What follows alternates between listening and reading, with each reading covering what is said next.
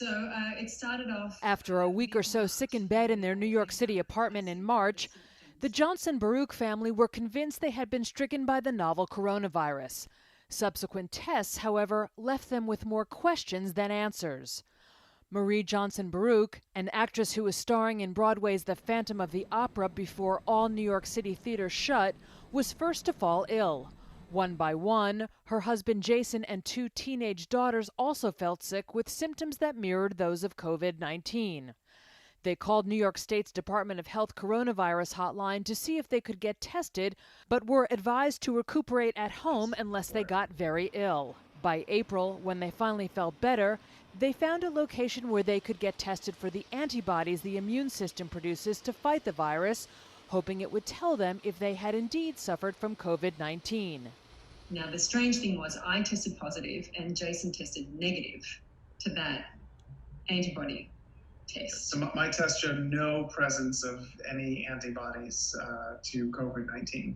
Later that month, about 6 weeks after they first called the state's coronavirus hotline, and a good month after their symptoms had passed, they got a call back saying they could be tested for the virus itself. Once again, the results surprised them. Johnson Baruch, her husband, and their younger daughter all tested positive for the virus, but their older daughter tested negative for COVID-19.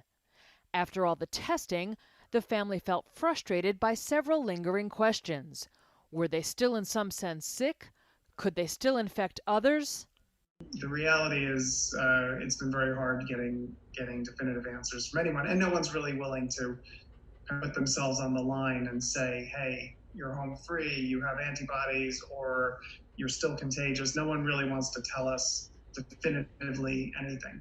Dr. Danielle Umpad is an epidemiologist at New York University School of Global Public Health. When you're getting equivocal answers or perhaps unsatisfying answers from your physicians, it's not because they're trying to be difficult or they personally don't know. It's because science does not know whether or not antibodies means that you're immune.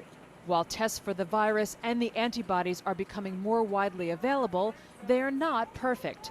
They can come back with false positives, false negatives, or ambiguous results that can confound people. If I was a person who had control over opening up an economy and undoing the stay-at-home orders, I would be very careful right now about whether or not I let those antibody prevalence estimates determine whether or not we open up. The Johnson Baruch family are not quite done with testing.